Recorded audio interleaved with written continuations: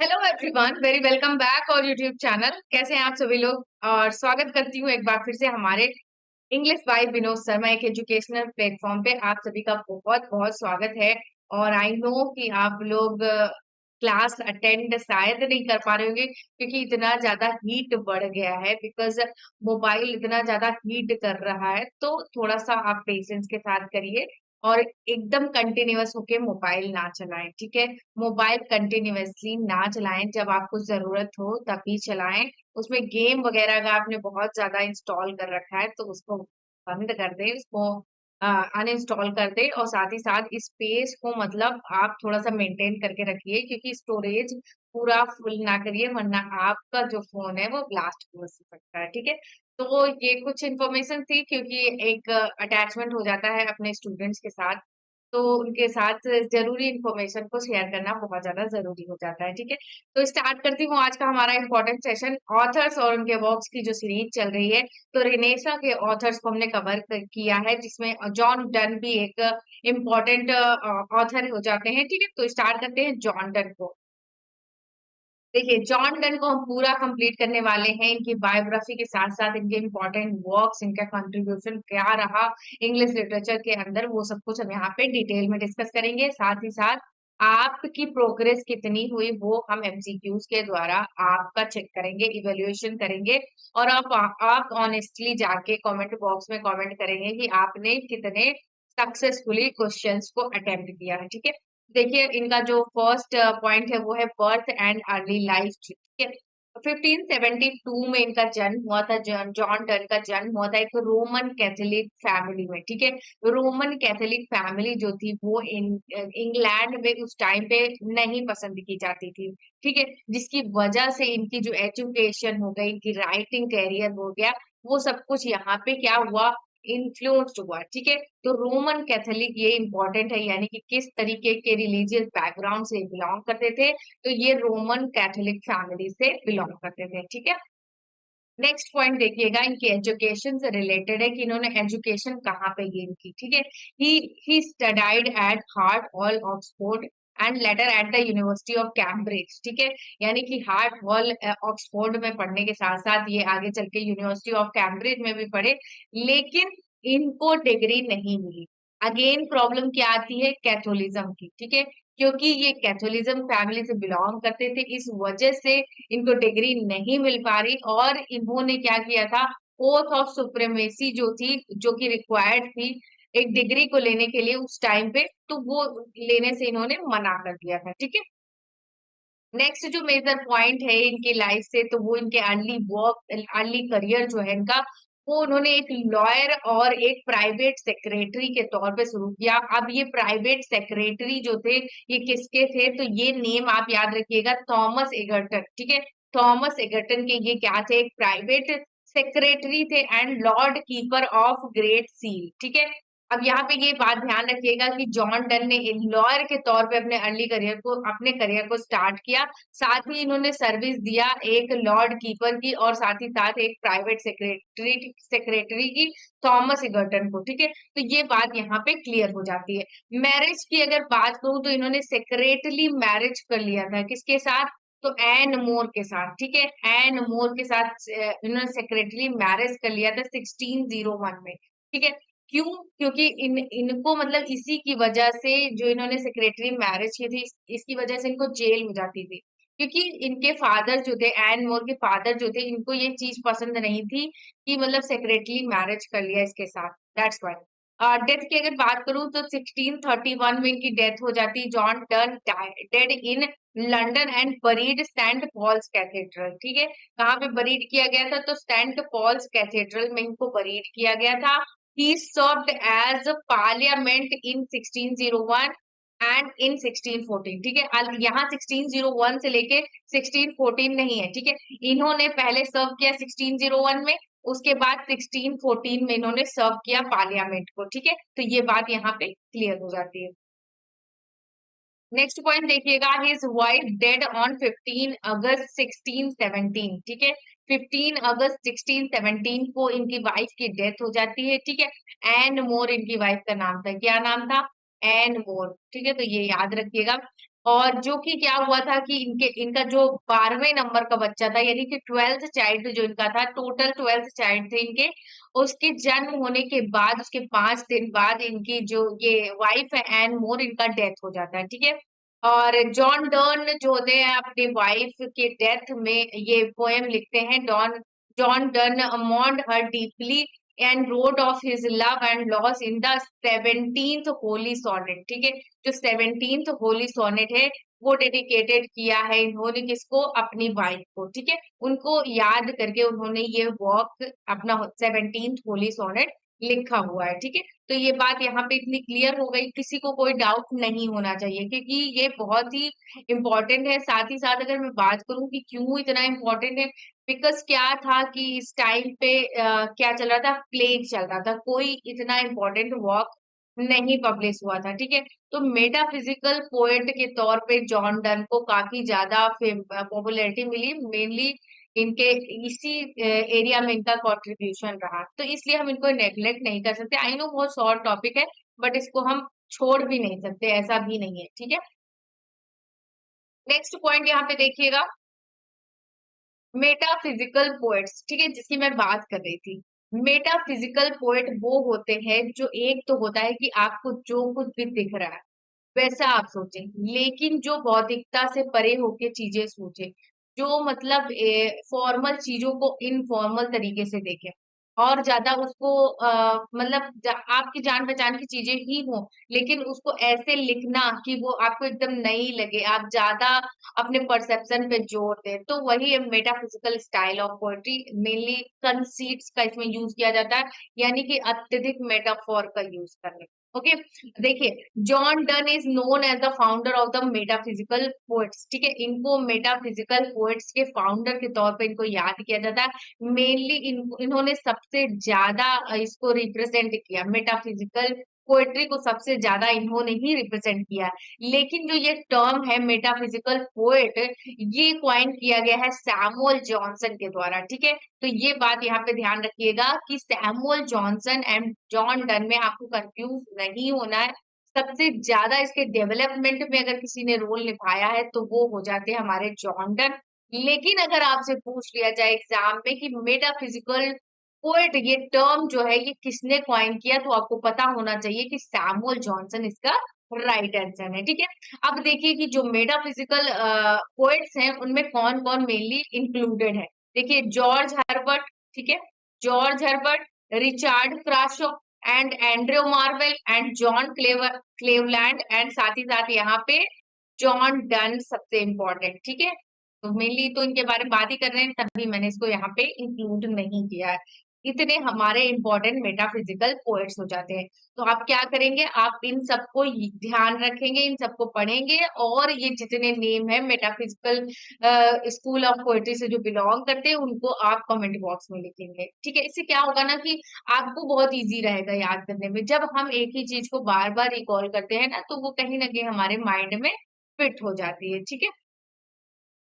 Mainly जो इनकी poems हैं, इनके जो सॉन्ग्स हैं, सोनेट्स हैं, उनके लिए इनको याद किया जाता है, और इनके जो कलेक्शन ऑफ सोनेट्स हैं उसमें आपको मेटाफिजिकल पोएम्स मिलेंगी, ठीक है। मेनली ये डीप एक्सप्लोर करते हैं किस चीज को, human relationship and love and nature को, ठीक है। तो यहाँ पे कुछ इंपॉर्टेंट इनके सॉन्ग्स एंड सोनेट्स हैं, उसमें the flea, the valediction forbidding mourning, ठीक है, तो ये काफी ज्यादा इंपॉर्टेंट हो जाता है, एग्जाम्स में रिपीटेड हुआ है। The good morrow, the sun rising, the colonisation, ठीक है। तो नहीं, canonisation, sorry, canonisation not colonisation, ठीक है। तो ये आपको इतने ध्यान रखने हैं, ठीक है। तो now it's time to check your progress. अपना जो कुछ भी मैंने पढ़ाया है इस थ्योरी वीडियो में, थ्योरी पार्ट में डिस्कस किया है, उसको इवेल्युएट करिए, अपने प्रेजेंस ऑफ माइंड को चेक करिए, अपने वेट को यहाँ पे परखिए, जानिए कि कितना आप में एबिलिटी है सीखने की, कैचिंग पावर की, ठीक है। तो आंसर करिएगा ऑनेस्टली, आप जाके कमेंट बॉक्स में बताएंगे कि कितने आपने सही सही अटेम्प्ट किए थे, ठीक है। देखिए, फर्स्ट क्वेश्चन आपके सामने है कि when was John done born, John Donne का जन्म कब हुआ था। 1564 में, या फिर 1572 में, या फिर 1580 में, या 1592 में?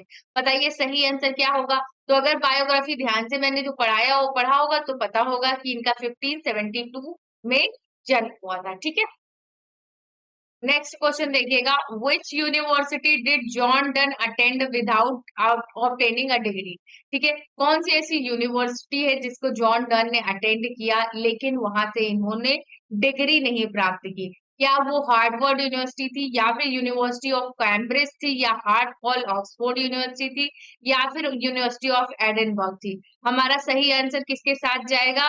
अभी पढ़ाया है कि हार्ट हॉल ऑक्सफोर्ड जो यूनिवर्सिटी है ये यहाँ पे राइट हो जाएगा, क्योंकि ये एक रोमन कैथोलिक फैमिली से बिलोंग करते थे, रोमन कैथोलिक फैमिली से। ठीक है, दैट्स वाई कि इनके इनका करियर और इनकी एजुकेशन ये दोनों क्या हुई, इन्फ्लुएंस्ड हुई। ठीक है, इन पे फर्क पड़ा, बिकॉज क्या था कि जो इंग्लिश चर्च था वो रोमन कैथोलिक के जो नियम कानून थे उनको नहीं मानता था, उसमें वो रिफॉर्मेशन की बात करता था, उसे रिवाइज करने की बात करता था। ठीक है, और दूसरी चीज ये है कि इन्हों ओथ ऑफ सुप्रीमेसी, ठीक है, ओथ ऑफ सुप्रीमेसी लेने से इनकार कर दिया था। ठीक है, तो ये यहाँ पे राइट हो जाता है option C, Hart Hall Oxford.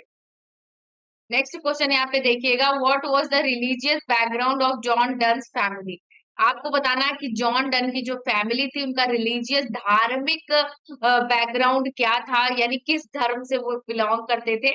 तो क्या वो प्रोटेस्टेंट थे, या फिर एंग्लिकन थे, या फिर कैथोलिक थे, या फिर प्यूरिटन थे? बताइए सही आंसर क्या होगा। तो ये रोमन कैथोलिक फैमिली से बिलोंग करते थे। ठीक है, तो ऑप्शन सी हमारा यहाँ पे राइट हो जाता है। क्लियर। नेक्स्ट क्वेश्चन यहाँ पे देखिएगा, which position did John Donne hold at the court of sir Thomas Egerton? बताइए थॉमस एगर्टन के कोर्ट में इन्होंने कौन सी पोजीशन पे कार्य किया? क्या वो सेक्रेटरी थे, या फिर क्लर्क थे, या प्राइवेट सेक्रेटरी थे, या ट्रेजरर थे? बताइए सही ऑप्शन क्या होगा यहाँ पे। तो ऑप्शन सी के साथ जाएंगे, वो एक प्राइवेट सेक्रेटरी थे, किसके? तो थॉमस इगर्टन के थे। ठीक है, तो यहाँ पे ये सही हो जाता है। नेक्स्ट क्वेश्चन यहाँ पे देखिएगा, who did John Donne secretly marry in 1601? आपको बताना है कि जॉन डन ने किसके साथ शादी कर ली थी छुप के, सेक्रेटरी? तो क्या वो एन मोर है, या एलिजाबेथ ड्रूरी है, या लूसी रसेल है, या मैरी हार्पर्ट है? तो सही आंसर किसके साथ जाएंगे हम? तो ऑप्शन ए जो हमारा है, एन मोरे। ठीक है, तो ये यहाँ पे सही हो जाता है। अब आपको कमेंट बॉक्स में जाके ये बताना है, मैंने अभी थ्योरी में बताया है कि इनकी जो मैरिज हुई थी वो कब हुई थी। ठीक है, कब हुई थी, इनके कितने चिल्ड्रन थे? ठीक है, कितने चिल्ड्रन थे, तो ये आपको बताना है। ठीक है, नेक्स्ट क्वेश्चन देखिएगा, why was John Donne imprisoned after his marriage? ठीक है, आपको ये बताना है कि जब जॉन डन की शादी हो गई थी तो उसके बाद उनको जेल क्यों हो गई थी, उनको क्यों सजा हो गई थी? तो यहाँ पे देखिए, ही कन्वर्टेड टू प्रोटेस्टेनिज्म। ठीक है, क्या वो प्रोटेस्टेंट हो गए थे, या फिर he refuse to pay taxes, या फिर his marriage was not approved by Anne More's father, या फिर ही पब्लिश्ड कंट्रोवर्शियल पोएट्री? तो यहाँ पे क्या सही होगा, बिकॉज इन्होंने क्या किया था, सेक्रेटरीली मैरिज कर लिया था, किसके साथ? एन मोर के साथ, जो कि इनके फादर को पसंद नहीं आया। और तो हमारा ऑप्शन सी यहाँ पे राइट हो जाएगा, बाकी यहाँ पे कुछ भी रिलेवेंट नहीं है। ठीक है, तो ऑप्शन सी हमारा राइट हो जाता है। देखिए नेक्स्ट क्वेश्चन देखिएगा, in what year was John Donne ordained as an Anglican priest? ठीक है, तो एंग्लिकन प्रीस्ट के पोजीशन पे इन्होंने कब काम किया? तो 1610, या फिर 1612, या फिर 1615, या फिर 1620? तो यहाँ पे सही आंसर किसके साथ हम जाएंगे? तो सी ऑप्शन हमारा जो हो जाएगा 1615 यहाँ पे राइट हो जाता है। ठीक है, नेक्स्ट क्वेश्चन देखिएगा, what position did John Donne hold at Saint Paul's Cathedral? Saint Paul's Cathedral जो चर्च है उसमें इन्होंने कौन सी पोजीशन को संभाला था? क्या वो बाइशॉप थे, या फिर आर्क डेकॉन था थे, या फिर डीन थे, या कैनन थे? बताइए सही ऑप्शन क्या होगा, बताइएगा। अभी थ्योरी वीडियो में बताया है कि इसका सही ऑप्शन क्या होगा। ठीक है, तो यहाँ पे जो हमारा सी ऑप्शन है वो यहाँ पे राइट हो जाता है। ये डीन के पोजीशन पे यहाँ पे काम कर रहे थे, कहाँ पे, तो Saint Paul's Cathedral, Saint Paul's Cathedral यहाँ पे, ठीक है। नेक्स्ट क्वेश्चन यहाँ पे देखिएगा, which of the following is a notable work by John Donne. आपको इनमें से बताना है कि कौन सा वर्क जॉन डन का है, ठीक है। क्या वो पैराडाइज लॉस्ट है, या फेरी क्वीन है, या द गुड मोरो है, या फिर टू हिज कॉय मिस्ट्रेस। बताइए सही ऑप्शन क्या होगा यहाँ पे। तो सही आंसर क्या होगा यहाँ पे, तो पैराडाइज लॉस्ट किसकी है, मिल्टन की है, ठीक है। मिल्टन की है। इनको अभी हमने कवर नहीं किया, इनको बहुत अच्छी तरीके से कवर करेंगे क्योंकि काफी मेजर राइटर है ये। द फेरी क्वीन किसकी है, तो एडमंड स्पेंसर की, ये तो मैंने बताया है, ठीक है, एडमंड स्पेंसर की। और द गुड मॉरो ये किसकी है, तो ये जाती है किसकी, जॉन डन की, ठीक है। तो ये है जॉन डन की। और टू हिज क्वाय मिस्ट्रेस ये किसके हैं, तो एंड्रयू मार्वेल, ठीक है, एंड्रयू मार्वेल इनकी है। तो ये बात आप यहाँ पे ध्यान रखिएगा, क्लियर। नेक्स्ट क्वेश्चन यहाँ पे देखिएगा, which genre best describe John Donne's poetry. John Donne's के पोएट्री को सबसे बेहतर तरीके से कौन सा जॉनर डिस्क्राइब कर सकता है, तो यहाँ पे एज यू नो कि ये मेटाफिजिकल पोएट थे, तो हम बी ऑप्शन के साथ जाएंगे, मेटाफिजिकल, ठीक है, क्लियर। अब आपको यहाँ पे ये बताना है कि इस टर्म को कॉइन किसने किया था, term coined by, term coined by कहाँ पे बताएंगे, आप बताएंगे कमेंट बॉक्स में, ठीक है। नेक्स्ट क्वेश्चन देखिएगा, which sonnet of the following poems is part of Donne's holy sonnet, ठीक है। डन की जो होली सोनेट का पार्ट है ये पोएम, तो बताइएगा सही ऑप्शन क्या है, the sun rising, death be not proud, या फिर द फ्ली, द फिर, या फिर द कैनोनाइजेशन। तो हम किसके साथ जाएंगे यहाँ पे, सोनेट नंबर 10 है इनकी, ठीक है, ये सोनेट नंबर 10 है, डेथ बी नॉट प्राउड, ठीक है। तो ऑप्शन हमारा बी यहाँ पे राइट हो जाता है, क्लियर। नेक्स्ट क्वेश्चन यहाँ पे देखिएगा, what is the central theme in Donne's a valediction forbidding mourning, ठीक है। जो डन की जो पोयम है और वेलेडिक्शन फॉरबिडिंग मॉर्निंग, इसकी सेंट्रल थीम क्या थी। क्या ये वॉर पे बेस्ड है, या फिर ये सेपरेशन पे बेस्ड है, या फिर नेचर पे बेस्ड है, या फिर पॉलिटिक्स पे बेस्ड है। तो ये किस पे बेस्ड है, तो ये सेपरेशन को प्रेजेंट करती है, ठीक है। सेपरेशन मतलब किसी से अलगाव हो जाना, ठीक है, एकांत हो जाना, राइट। नेक्स्ट क्वेश्चन यहाँ पे देखिएगा, व्हाट इज डेथ डुएल, ठीक है, ये क्या है, what is death duels, John Donne की लाइफ में ये क्या है, तो क्या ये डन्स का फाइनल पोएम है, ठीक है, या फिर एक कलेक्शन ऑफ एस्सेज है, या फिर डन का लास्ट सरमन है, या फिर a letter to his wife है। बताइए सही ऑप्शन क्या होगा, तो हमारा सी ऑप्शन जो है यहाँ पे राइट हो जाएगा, ये इनका लास्ट सरमन था। ना ही ये फाइनल पोएम है, ना ही कलेक्शन ऑफ एस्सेज है, ना ही लेटर टू हिज वाइफ है, ठीक है। Donne's last sermon, death's duel, ठीक है, तो क्लियर। नेक्स्ट क्वेश्चन यहाँ पे देखिएगा, which work by John Donne defends King James first, King James first oath of allegiance, ठीक है। तो सही ऑप्शन क्या होगा जिसमें इन्होंने किंग जेम्स फर्स्ट को यहाँ पे डिफेंड किया है। क्या वो स्यूडो मार्टियर है, या फिर होली सोनेट से, या फिर सेटायर से, या डिवोशन अपॉन एमरजेंट ओकेशन से। बताइए सही ऑप्शन क्या होगा, तो हमारा ऑप्शन जो राइट होगा वो होगा ए, स्यूडो मार्टियर, ठीक है। तो इसमें इन्होंने किंग जेम्स फर्स्ट को डिफेंड किया था, ठीक है। नेक्स्ट क्वेश्चन यहाँ पे देखिएगा, John Donne's poetry is characterized by what literary device, ठीक है। आपको जॉन डन की जो पोएट्री है उसमें कौन सी लिटरेरी डिवाइस मिलेगी, एलेगरी, या फिर मेटाफिजिकल कंसीट, या फिर हाइपरबोल, या फिर पर्सोनिफिकेशन। तो हम किसके साथ जाएंगे, ये एक मेटाफिजिकल पोएट थे, तो इनके में आपको यही एलिमेंट सबसे ज्यादा मिलेगा, ये मेटाफिजिकल कंसीट। अब आपको बताना है कि जो मेटाफिजिकल पोएट्स थे उनके सारे नाम, ठीक है, आपको नेम बताने हैं वो सारे, कहाँ, कमेंट बॉक्स में जाके, ठीक है, सारे बताने हैं, ओके। नेक्स्ट क्वेश्चन यहाँ पे देखिएगा, which poem by done includes the line for God sake hold your tongue and let me love, ठीक है। ये लाइन आपको डन की कौन सी पोएम में आपको मिलेगी, द फ्ली में, या फिर द कैनोनाइजेशन में, या फिर गुड मैरो में, या फिर अ वेलेडिक्शन फॉरबिडिंग मॉर्निंग। तो किसमें आपको ये मिलेगी, तो मिलेगी आपको द कैनोनाइजेशन में, ठीक है। तो बी ऑप्शन यहाँ पे राइट हो जाता है, क्लियर। नेक्स्ट क्वेश्चन देखिएगा, what theme is prominent in Donne's holy sonnets. ठीक है, इनके जो होली सॉनेट्स थे उसमें आपको कौन सी थीम मिलेगी?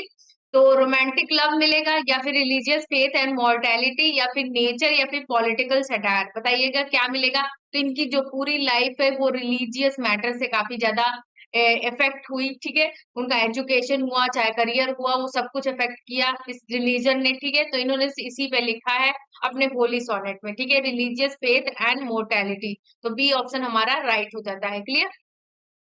नेक्स्ट क्वेश्चन यहाँ पे देखिएगा, when did John Donne die. John Donne की डेथ कब हुई थी? 1621 में, या फिर 1626 में, या फिर 1631 में, या फिर 1636 में। बताइएगा सही ऑप्शन क्या है यहाँ पे? तो हम जाएंगे इसके साथ, ऑप्शन सी हमारा राइट हो जाता है। 1631 में इनकी मात्र 59 एज में इनकी डेथ हो जाती है। ठीक है, 1631। तो नेक्स्ट क्वेश्चन यहाँ पे देखिएगा, where is John Donne buried. John Donne को कहाँ दफनाया गया था? वेस्टमिनिस्टर एबे, या कैंटरबरी कैथेड्रल, या फिर सेंट पॉल्स कैथेड्रल, या फिर द टावर ऑफ लंदन। ठीक है, द टावर ऑफ लंदन। बताइए सही ऑप्शन क्या होगा? तो सेंट पॉल्स कैथेड्रल। ठीक है, यहीं पे इन्होंने कौन सी पोजीशन पे वर्क किया था? डीन के पोजीशन पे वर्क किया था। ठीक है, डीन के पोजीशन पे वर्क किया था, और यहीं पे इनको बरीड किया गया था। ठीक है, तो ऑप्शन सी हमारा यहाँ पे राइट हो जाता है। क्लियर। सो फ्रेंड्स, यहाँ पे हमारा सेशन एंड होता है। बहुत अच्छी तरीके से हमने जॉन डच को कवर कर लिया है, उनकी बायोग्राफी, उनके वर्क्स, उनका कंट्रीब्यूशन, मेटाफिजिकल पोएट्री क्या होती है, मेटाफिजिकल पोएट्स कौन कौन से थे, सब कुछ यहाँ पे कंप्लीट तरीके से हमने कवर कर लिया है। ठीक है, सो थैंक्स फॉर वॉचिंग। हमारी वीडियो अगर पसंद आई है तो प्लीज इसको लाइक करें, इसको और ज्यादा शेयर करें, और साथ ही साथ अगर आप हमारे चैनल पर नए हैं तो इसको सब्सक्राइब करना ना भूलें। अगर चैनल की आपको पीडीएफ चाहिए तो आपको हमारे प्ले स्टोर पे जाना पड़ेगा, और वहां पे आपको सर्च करना पड़ेगा इंग्लिश बाय विनोद शर्मा। ठीक है, तो वहां पे आपको हमारा चैनल मिल जाएगा। ठीक है, चैनल ऐप मिल जाएगा। ठीक है, चैनल का ऐप मिल जाएगा आपको वहां पे, और उस ऐप को आपको ज्वाइन कर लेना है। ठीक है, और आप हमारे टेलीग्राम ग्रुप से और चैनल से भी अटैच हो सकते हैं, उससे जुड़ सकते हैं। कोई डाउट हो तो विद इन अ सेकेंड आप मुझसे कह सकते हैं, मैं तुरंत उसको रिस्पॉन्स करूंगा। ठीक है, so thanks for watching once again. मिलते हैं नेक्स्ट वीडियो में। Bye bye.